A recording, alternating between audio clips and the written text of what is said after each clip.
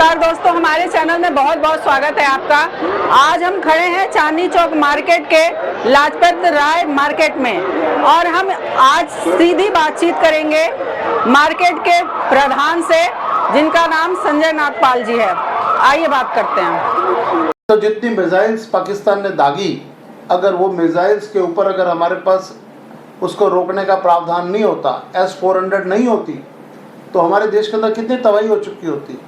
तो मोदी जी ने इसीलिए संज्ञान लिया और सेना को खुली छूट दी कि ये ना सोचा जाए कि हमने इसको रोक लिया तो हमारा यहाँ पे कोई नुकसान नहीं हुआ, तो इसलिए पाकिस्तान को माफ़ कर दिया जाए। नहीं, उसने इतनी बड़ी हिमाकत कैसे की, इतनी बड़ी ज़रूरत कैसे की, उसको कैसे उसका जवाब दिया जाए, वो आपने 3 दिनों की कार्रवाई के अंदर देखा।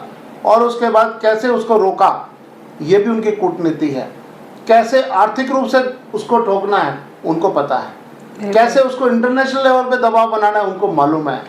He is a unique man. परमात्मा की कोई कृपा है कि एक ऐसा युग पुरुष हमारे देश के प्रधानमंत्री मोदी जी के रूप में आए हैं, जिनके पास सब कुछ कंप्लीट है। देखो चेहरे पे जलाल, और अगले दिन हौसला देने के लिए बॉर्डर्स पे पहुंच गए जी। कोई करके दिखाए ना, प्रत्यक्ष को प्रमाण की जरूरत नहीं है। सर, कश्मीर के ऊपर क्या कहना चाहेंगे कि बार बार जो हमले होते हैं, कश्मीर को ज़्यादा टारगेट बनाया जाता है, इस पे पाकिस्तान को क्या बोलना चाहेंगे? वो क्या कश्मीर को कितना कमज़ोर क्यों समझ रहा है और कहाँ चूक हुई है जो ये आए, घटना किया और निकल गया? देखिए, चूक की बात जहाँ तक है कि हम सोच नहीं सकते थे कि इतनी बड़ी हरकत हो जाएगी। बिल्कुल। कहीं ना कहीं देखिए, आज कश्मीरी लोग जो हैं, अगर हम 90% 95% अगर कहें तो उनको पता लग गया है कि अगर आपको रोज़गार अगर आपके पास है तो आपके लिए वही सुख शांति का जीवन है, वही एक रास्ता ठीक है। लेकिन अभी भी चंद लोग ऐसे हैं जो कि साइलेंट किलर के नाम, एक जैसे कहते हैं ना, हमारे वो घुसपैठ करने के लिए एक हमारे को टूल्स का काम करते हैं उग्रवादियों का, तो जिस कारण ये हरकत हुई। लेकिन आज उन तक भी ये पैगाम पहुंच चुका है, क्योंकि मोदी जी ने एक ही बात कही है कि जो आतंकवाद का साथ देगा, चाहे वो सरकार है, चाहे वो कितना भी बड़ा क्यों ना हो, उसको भी हम उसी रूप में उसी तरह से लेंगे, उसके लिए भी कोई छूट नहीं है। तो ये पैगाम हर जगह जा चुका है। तो इसलिए, और कश्मीरी भी सारे साथ है वहाँ की। देखो आप, जो सरकार है कश्मीर की, जम्मू कश्मीर की, मुख्यमंत्री खुद उमर अब्दुल्ला खुद खड़े हैं, उनका पूरा मंत्रिमंडल खड़ा है, उनको भी मालूम है बिल्कुल कि देखिए आज वहाँ के जो कश्मीरी लोग हैं, उनके नौजवान बच्चों को जो गुमराह कर दिया गया, उन माओं का क्या हाल है। माँ का अगर एक बेटा उग्रवादी बन जाता है, माँ का तो कलेजा कितना थरथराता है।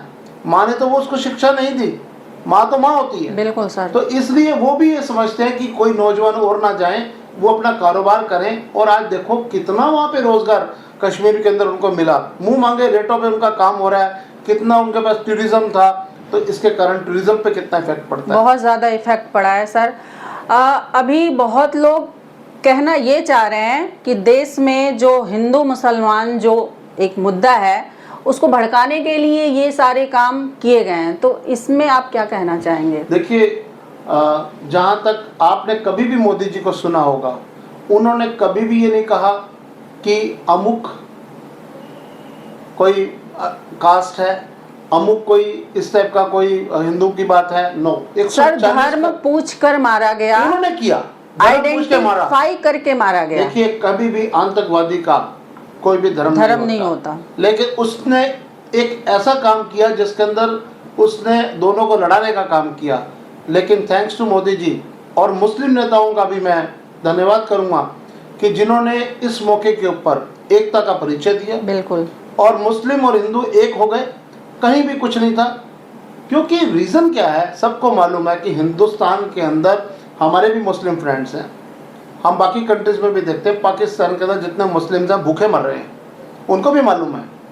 लेकिन कुछ जो नेता लोग हैं ना यहाँ पे, हमारे देश को ना दुश्मनों से खतरा नहीं है, देश के गद्दारों से खतरा है। देश के जो बनते हैं ना, चौधरी बनते हैं, जो आगू बनते हैं, चाहे मुस्लिम्स के हो चाहे हिंदू के हो, कोई कम नहीं है।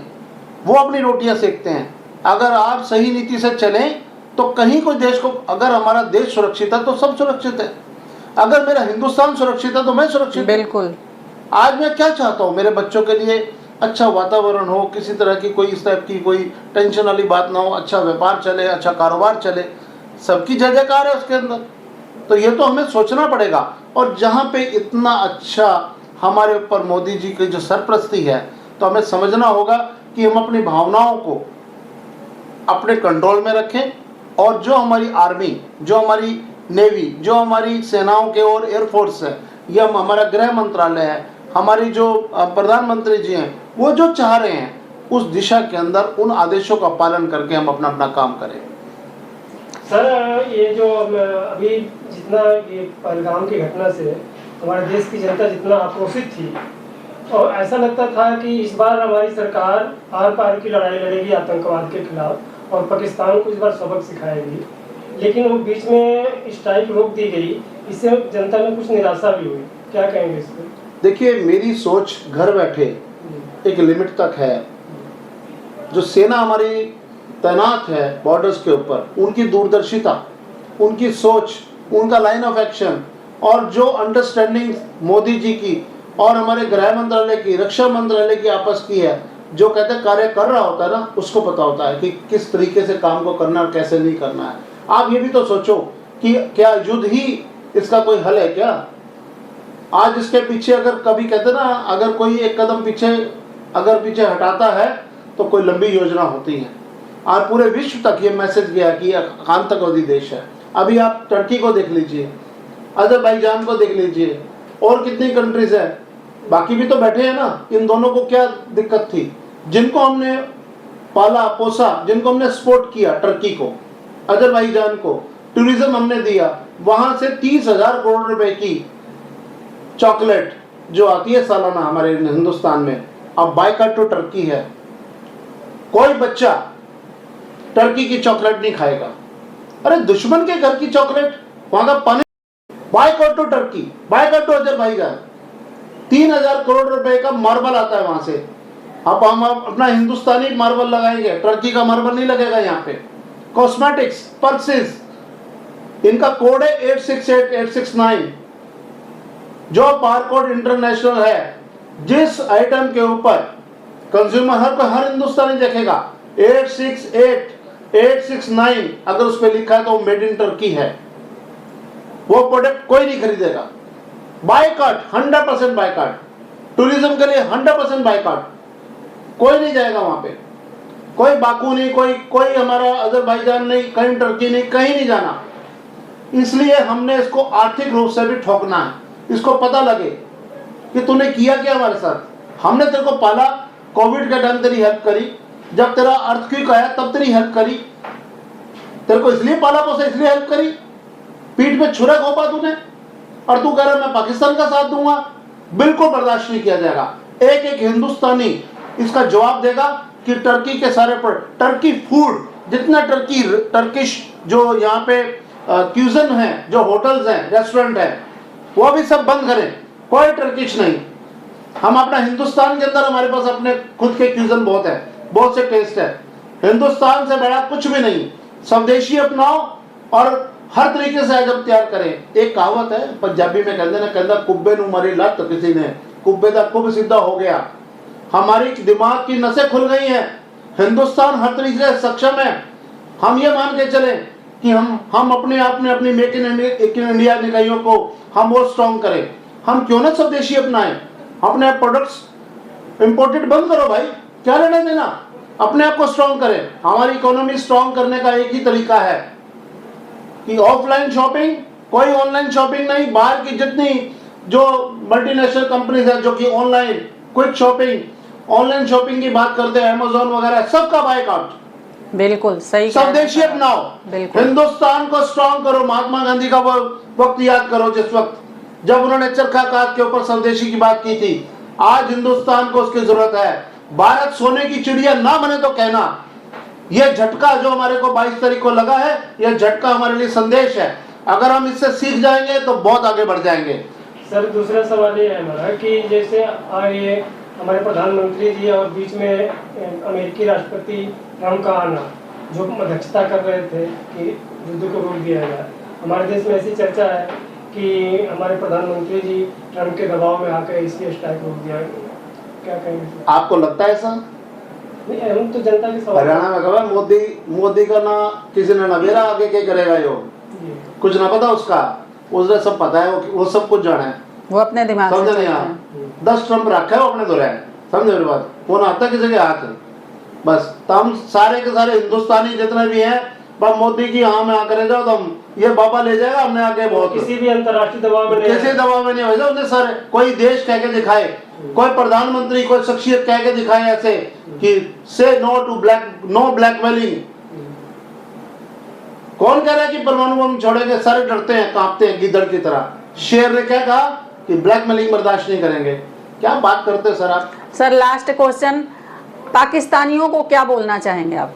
भाई अभी उनको बोलने की जरूरत है? वो बोलने लायक है? बोलने लायक है? अभी वो Deserve बहुत ही नहीं डरे करते, हुए हैं। वो डिजर्व ही नहीं करते। वो अपने दाव में मर जाएंगे, अपने आप में ही। सर, एक सवाल उनका है। इतना विभाजन होगा कि उसी से ही वो अपने आप में खत्म हो जाएंगे। मोदी ने कूटनीति के साथ काम किया है। बिल्कुल। कहता है भाई, कहता क्या हुआ जब युद्ध भूमि में श्री कृष्ण जी ने, जब अर्जुन जी खड़े थे, तो उस अर्जुन ने कहा कि श्री कृष्ण जी मुझे शंका है, मैं क्या करूं? कहता तू धनुष उठा। कहता मैं क्या करूंगा, कैसे करूंगा वार? कहता ये सब मरे पड़े हैं, वो अपने भी मरे पड़े हैं। तो Modi knows each and everything. मरे को क्या मारना? अरे क्या मारना सर, अपने आप में खत्म हो जाएंगे सर वो। सर आज जो पीओके है पाकिस्तान में, हमारा कश्मीर है, चाहे जैसे भी कहते हैं, जब चाहेंगे ले लेंगे सर। होम मिनिस्टर का स्टेटमेंट भी कई बार आ चुका पार्लियामेंट में कि हम पीओके को ले लेंगे। सर सही बात। और जो चीजें आतंकवाद का जो पोषण होता है ज्यादातर पाकिस्तान का, वो पीओके में है, केंद्र वही हो रहता है आतंकवाद का। तो क्या करते हैं, अगर पीओके को मिला ले तो क्या आतंकवाद भी खत्म हो जाएगा? सर ये कूटनीति का मैटर है, एंड मोदी जी, शाह जी और जो हमारी सेनाएं हैं वो बखूबी जानती हैं। आपको मौके के ऊपर पता चलेगा, जब हम रात को सोए और सुबह उठे तो पता लगा पीओके हमारा है। ये होना है सर अभी क्या उचित मौका नहीं था उसको अपने कब्जे में करने देखिए, का? ये हमारी एक लिमिटेड सोच हो सकती है। उनका कुछ अगर और ही हम प्लान अपने है। डिफरेंस ऑफ ओपिनियंस, अपनी अपनी बातें करते रहेंगे, I think this is the wastage of the discussion. बिल्कुल। ये मेरा डिस्कशन का मुद्दा नहीं है। मेरा मुद्दा क्या है, मैं एक देशवासी व्यापार कर रहा हूं, तो व्यापार ढंग से करूं, अपनी जागृति के साथ करूं, अपने आस पड़ोस सबको संभालूं। संभालने का वक्त है। अगर मैं नौकरी कर रहा हूं तो देशवासी, एक पूरी देश प्रेमी बन के अपने देश की सेवा के नाते बढ़ चढ़ के अपनी नौकरी को संभालूं। अगर मैं स्टूडेंट हूं, अच्छी तरीके से पढ़ाई करूं और अपनी पढ़ाई जो मैं करूं वो देश सेवा के मेरे काम आए। जो जमाना आजकल सॉफ्टवेयर के अंदर आगे बढ़ गया है, उस टेक्नोलॉजी के अंदर बढ़ के मैं आज नौजवान पीढ़ी के रूप में आगे बढ़ूं। आज देश के अंदर मेरा पार्टिसिपेशन क्या है, मैं वो सोचूं। ये खतरे की घंटी जो आई थी, ये बहुत बड़ा संदेश देके जा रही है। हमें सोचना होगा, इसके अंदर पॉजिटिविटी निकालनी होगी। मोदी जी हर चीज में कैसे पॉजिटिविटी निकाल लाते हैं, जहां पे कुछ निकलता वहां से भी मक्खन निकाल लाते हैं। बिल्कुल सर, बिल्कुल। जहां वो खड़े होते हैं वहीं से लाइन शुरू होती है। तो वो कौन है? हिंदुस्तानियों के सरताज। और मैं कौन हूं? हिंदुस्तानी। तो मैं भी पॉजिटिव हो जाऊं और मैं भी जो है आगे बढ़ने का काम सोचूं। जब हिंदुस्तानी हर अपना अपना कोना संभालेगा, 140 करोड़ योद्धा अपना अपना कोना मजबूत कर लेंगे, तो वर्ल्ड में नंबर 1 इकोनॉमी होगा। तुम 3 की बात करते हो, ये नंबर 1 इकोनॉमी होगी। चलिए, अच्छा लगा सर, आपसे बहुत अच्छी जानकारी मिली। और उम्मीद है कि जो आपने बात की है बायकॉट करना चाहिए टर्की का, वो हम देशवासियों से अपील करेंगे कि करें प्लीज़। Thank you.